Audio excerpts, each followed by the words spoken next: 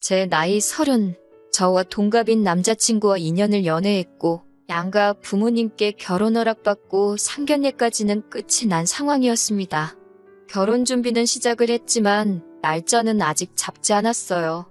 대신 웨딩 플래너 구해서 기본적인 건 다 알아본 상황이고요. 서로 경제적으로 여유가 있는 편은 아니지만 그래도 할 건 다 한다고 약혼식에 약혼 반지까지 받은 상황이었습니다. 나이도 같고 서로 사회생활 시작한 기간도 비슷해요. 심지어 둘이 버는 돈까지도 비슷하고요. 그 외에도 여러 공통점이 많았는데 그래도 성격적으로 맞고 연애하는 동안 좋은 모습 많이 보여줬으니 결혼까지 결심하게 되었습니다. 2년이면 서로를 알아가기에는 충분한 시간이라고 생각했는데 정말 사람은 알다가도 모르겠네요. 저희 부모님은 서울에서 그리 멀지 않은 지방광역시에 거주하고 계십니다. 두 분 다 아직 50대 중반이시고 다 늙어서 자식들한테 손 벌리고 싶지 않으시다며 아직도 두 분 다 경제활동을 하고 계세요. 어머님은 사무실 나가시고 아버지는 택시 운전하고 계시고요. 남자친구 회사가 저희 부모님 살고 계신 지역에 지사가 있어서 그 지역으로 출장이 잦은 편이에요. 연애하는 동안 한 번도 몰랐던 사실을 얼마 전에 알게 되었습니다. 그동안 남자친구가 저희 부모님 살고 계신 지역으로 출장을 갈 때마다 저희 아버지한테 따로 연락해서 같이 식사도 하고 그랬다는 겁니다. 저한테 한 번도 티낸 적 없었고 아버지도 무뚝뚝하신 분이라서 어머니나 저한테 따로 말해준 적도 없어서 전혀 알 길이 없었어요. 솔직히 남자친구가 동갑이라 조금 철부지 같아 보인다는 생각을 받았는데 이런 의외의 사실에 적잖이 감동했어요. 그게 쉬운 일은 아니잖아요? 며느리가 시댁에 먼저 연락하고 안부 전화 드리고 하는 건 많지만 사위가 처가에 먼저 연락하고 시키지도 않았는데 장인어른만 따로 불러내 식사하고 그러는 경우는 드물잖아요. 저도 예비시모 불편해서 먼저 연락하거나 한 적 없는데 남자친구의 그런 의외의 속 깊은 면에 적잖이 감동하게 되었습니다. 아버지랑 친하신 택시 하시는 분이 놀러와서 저희 집 사위 잘 본 것 같다고 자랑처럼 늘어놓으시면서 이 사실을 저를 포함해서 어머니도 알게 되었어요. 비록 남자친구가 샀다는 그 식사가 동네에 있는 허름한 기사식당이긴 했지만 출장 가서 일 보는 것도 정신없고 힘들 텐데 일부러 시간도 내고 신경 쓰고 있다는 사실 하나만 가지고도 충분히 감동할 만한 일이었죠. 백밥 먹은 게 끝내 아쉽기는 했지만 그 상황도 이해가 갔습니다. 저희도 결혼 앞두고 한 푼이라도 더 모아보겠다고 돈을 엄청 아끼고 있는 상황이었거든요. 하루는 저희 어머니한테서 연락이 왔어요. 예비사위가 당신들한테 이렇게 잘 하려고 노력하고 있는데 저도 예비시댁에 뭐라도 하나 하는 게 경우가 맞지 않겠냐고요. 어머니 말씀이 100번 맞는 말이었지요. 남자친구 속 깊다, 대단하다 말은 하고 있지만 저는 그 사실을 알게 된 후에도 여전히 예비시모인 어머님이 어려웠고 먼저 연락드리는 건 엄두도 못 내고 있었거든요.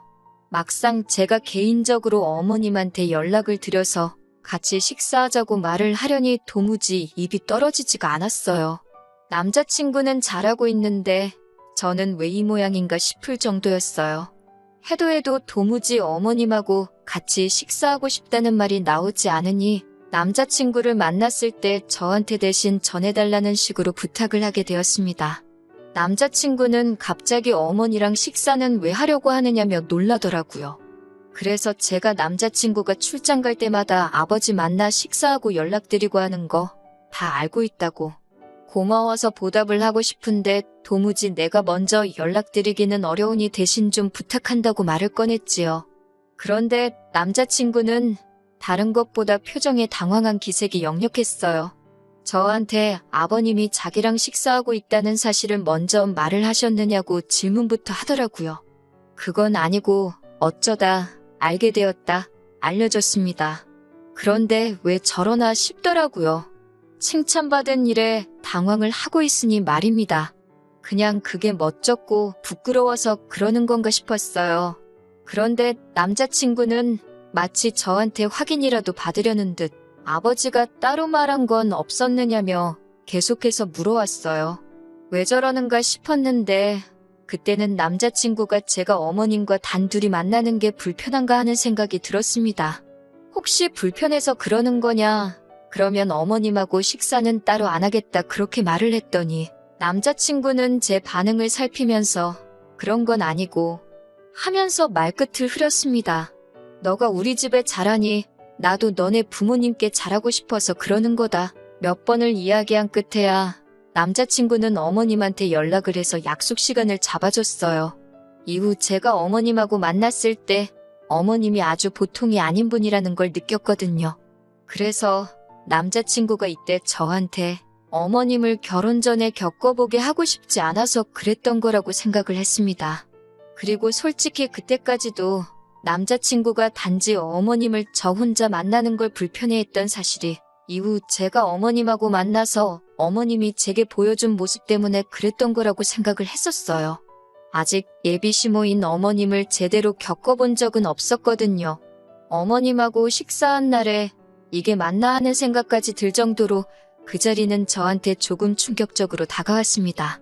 식사를 하기로 한 날에 어머님과 만나기로 한 강남역 근처에 있는 카페로 갔어요.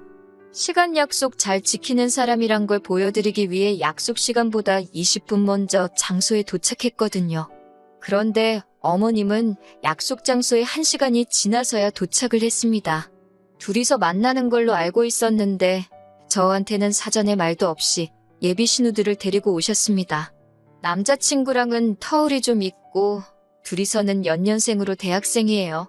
연애하면서 남자친구가 동생 이야기는 거의 하지 않았고 실제로 봤을 때도 낯을 가리는 건지 오빠가 어려운 건지 거리두고 있어서 그냥 안 친한가 보다 생각을 했었거든요.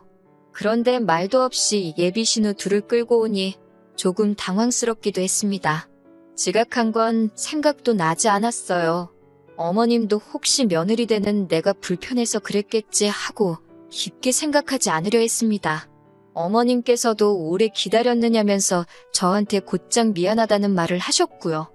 늦은 이유가 예비 신우들이 저 만난다고 예쁘게 꾸미고 오느라고 화장 고치고 옷 갈아입고 하다 보니까 생각보다 시간이 더 걸렸다고 하시더군요.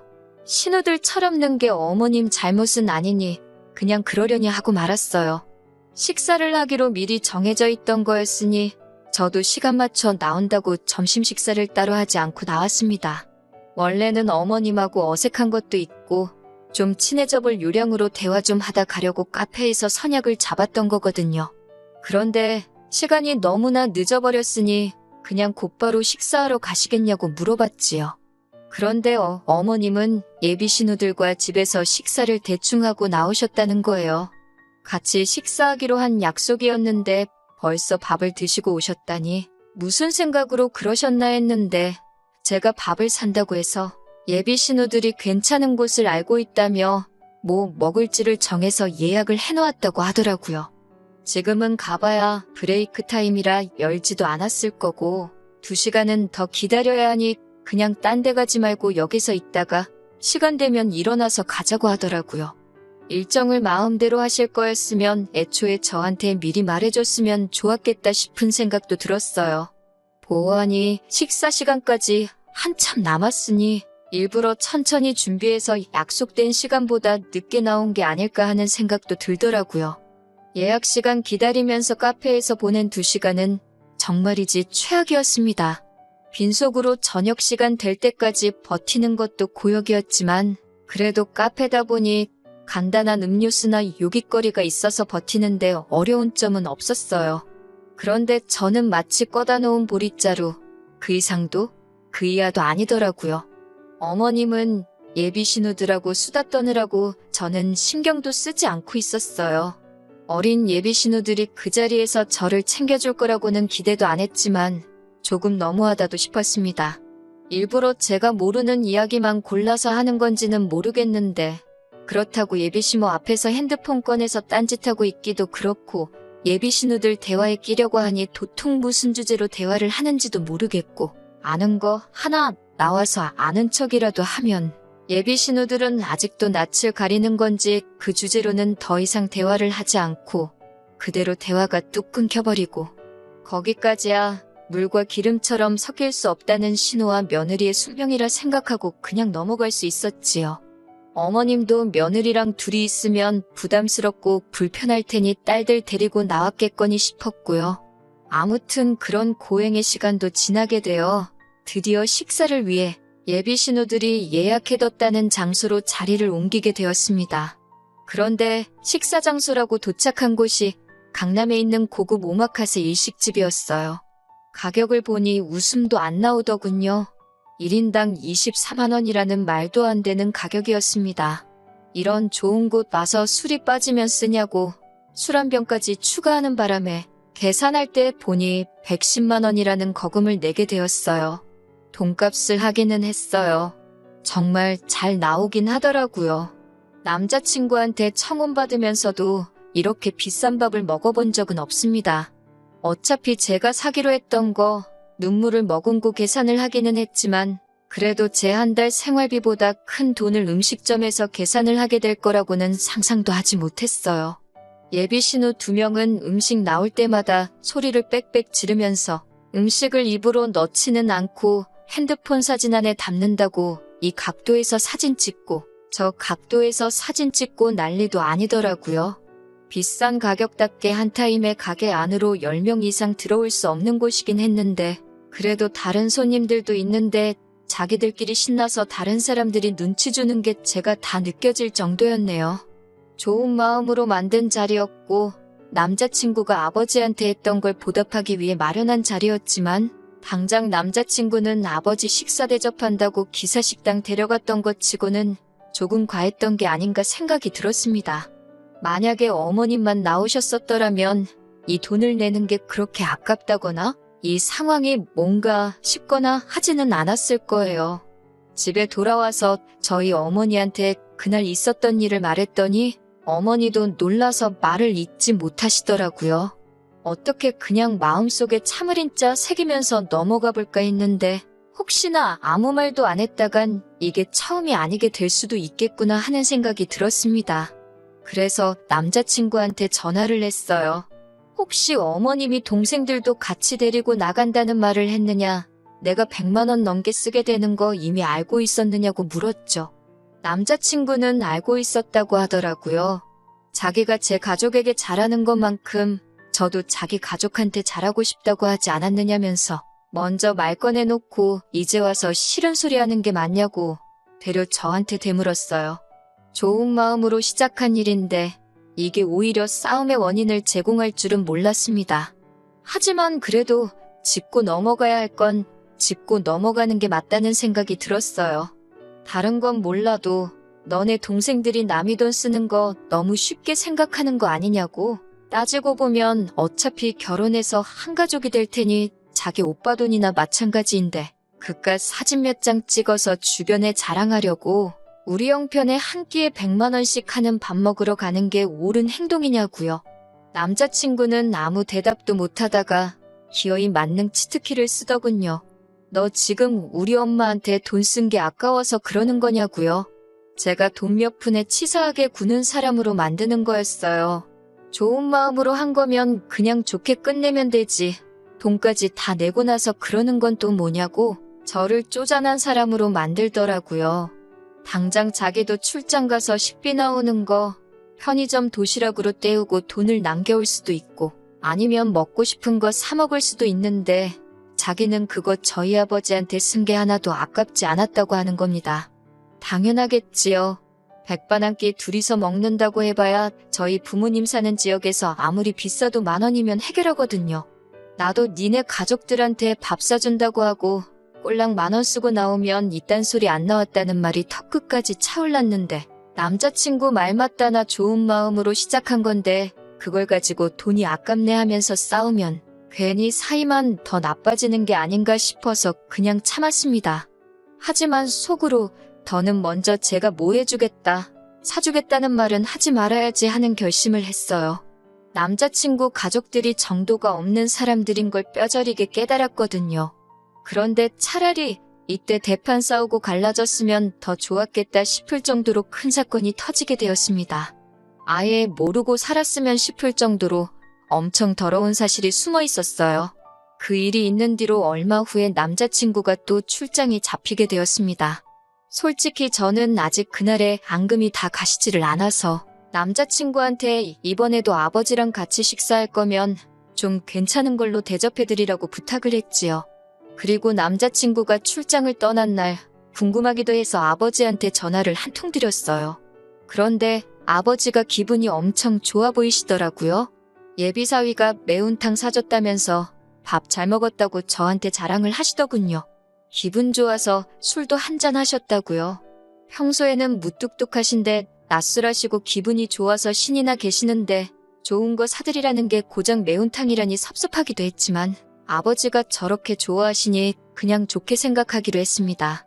아버지는 덕분에 예비사위랑 낮술도 하고 좋으시다며 신이 나셨고 그 와중에 사위 고생한다며 매운탕 얻어드시고는 용돈하라고 20만 원을 줬다고 하시는 거예요.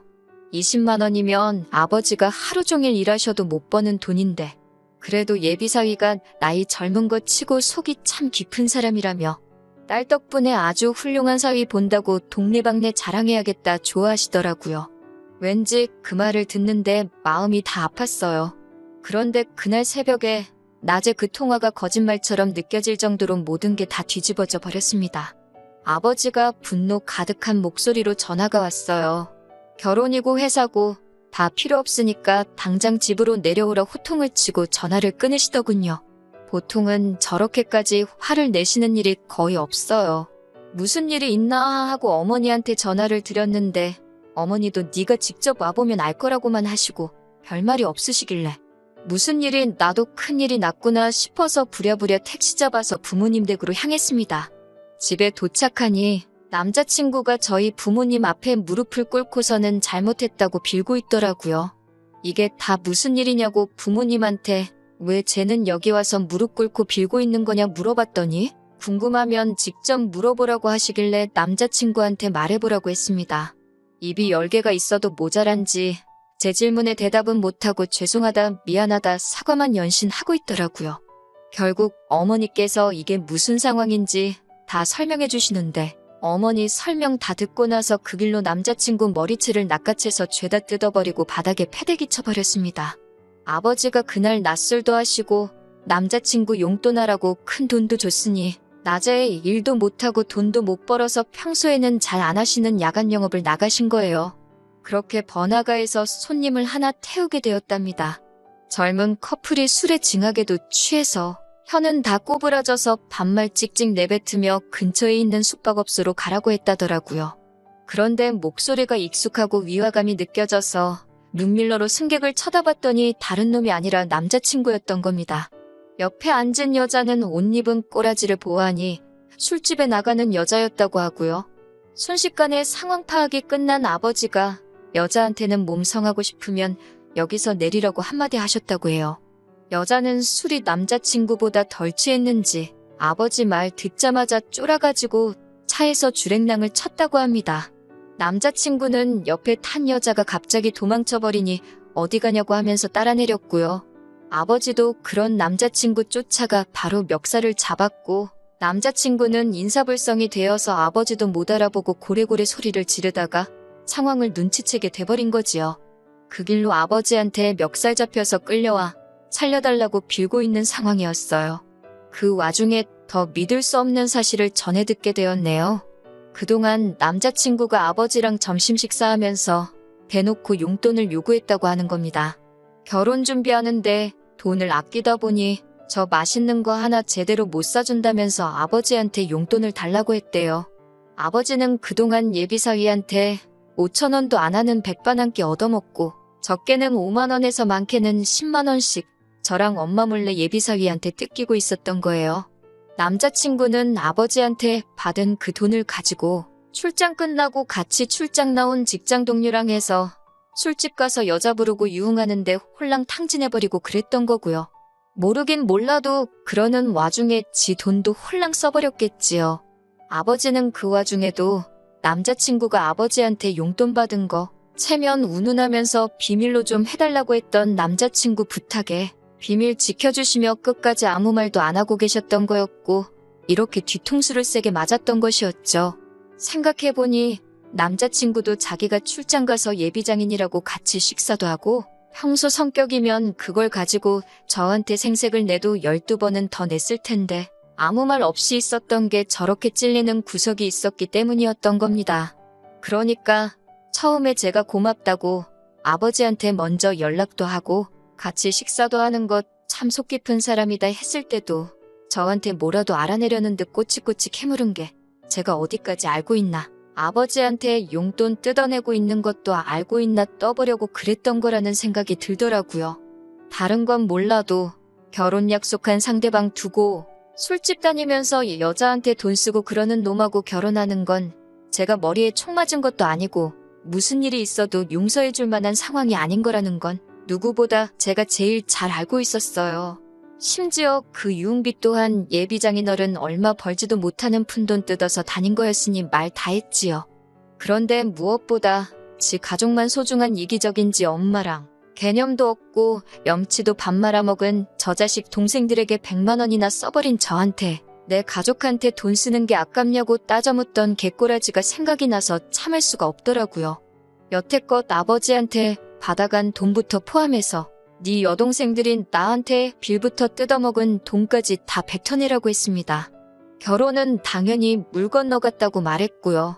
그나마 네 엄마가 먹은 건 우리 아버지 여태 백반값 계산해준 게 기특해서 그걸로 봐주겠다고 했죠. 뭐 그 돈이라고 해서 다 합쳐봐야 200만 원도 안 되는 푼돈이겠지만 머리채 몇 번 쥐어뜯은 걸로 끝내기에는 평생 두고두고 후회할 것 같은 생각이 들어서 어떻게든 돈이라도 받아내려고 했던 거예요. 그런데 남자친구는 이미 자포자기를 한 건지 어차피 결혼은 물 건너갔구나 그렇게 생각을 한 건지 헤어지면 헤어지는 거지 뭘 돈까지 내놓으라고 그러냐고 뱉으라고 그러더군요. 차라리 자기를 기분 풀릴 때까지 때리라는 겁니다. 몇 대 때리는 걸로 기분이 나아지겠나요? 아버지가 어디 한번 맞아보라고 어디서 골프채를 들고 나오셨는데 그런 걸로 사람 때렸다간 죽겠다 싶어서 어머니랑 아버지 말린다고 아주 혼났습니다. 그렇게 파혼을 하게 되었네요. 남자가 사회생활 하다 보면 그런 일 할 수도 있다고 무마해주기엔 사건이 사건이다 보니 뭐 더 생각할 것도 없다 싶어서 파혼을 했지요. 더 연락도 하기 싫어서 돈 받아내는 것도 생각도 안 하고 있었습니다. 그런데 저희 아버지 앞으로 고소장이 날라왔더군요. 남자친구였어요. 저희 아버지를 폭행으로 고소한다고 한번 진흙탕 싸움으로 가자고 끝까지 구질구질하게 나오더라고요. 잘못은 남자친구가 하긴 했지만 저도 머리채 쥐어뜯어 놓은 것도 있고 아버지가 화를 못 참아서 몸싸움이 있던 것도 사실이니까요. 그렇다고 당하고만은 있을 수가 없어서 변호사 선임하려고 찾아갔는데 변호사님이 정황을 듣더니 결혼을 전제로 약혼식까지 다 올린 상황에 남자친구가 저희 가족들을 기망한 거나 마찬가지니 그걸 가지고 고소를 할 수 있다는 소식을 전해주더군요. 그러던 와중에 남자친구가 기분 풀릴 때까지 때리라고 했던 그 발언이 저희 어머니께서 저 도착하고부터 혹시나 남자친구가 정신이 횟가닥 나가서 뭔 짓을 할지 모르니 어머니께서 그 상황을 핸드폰으로 다 녹음을 하고 있었다고 해요. 고소장을 뒤집어 버릴 수 있는 결정적인 증거까지 있는 상황이었으니 결국에는 남자친구가 아버지께 받아간 돈부터 예비 신우들 허세 부린다고 비싼 밥 먹은 그 돈까지 받아낼 생각도 없었는데 그걸 포함해서 위자료까지 뜯어내게 되었네요. 아버지 상해죄로 고소한 것 또한 허위사실을 증명해서 무죄가 되었고 남자친구 괘씸죄로다가 무고죄로 역고소를 할까도 생각해봤는데 변호사님이 하는 말이 긴 싸움이 될 수도 있고 원하는 결과가 나오지 않을 수도 있다고 하시기에 합의금으로 돈 더 뜯어내고 사건은 그냥 넘어갔습니다. 그 과정에서 남자친구는 그나마 다니던 직장에서 잘리게 되었으니 이 정도면 충분했다는 생각도 들었어요. 정말 사람이라는 건 겪어보기 전까지는 어떤 사람인지 알 방법이 없네요. 하지만 결혼을 준비하는 과정에서 이 사람의 본질을 알게 된 게 천만다행이라고 생각합니다.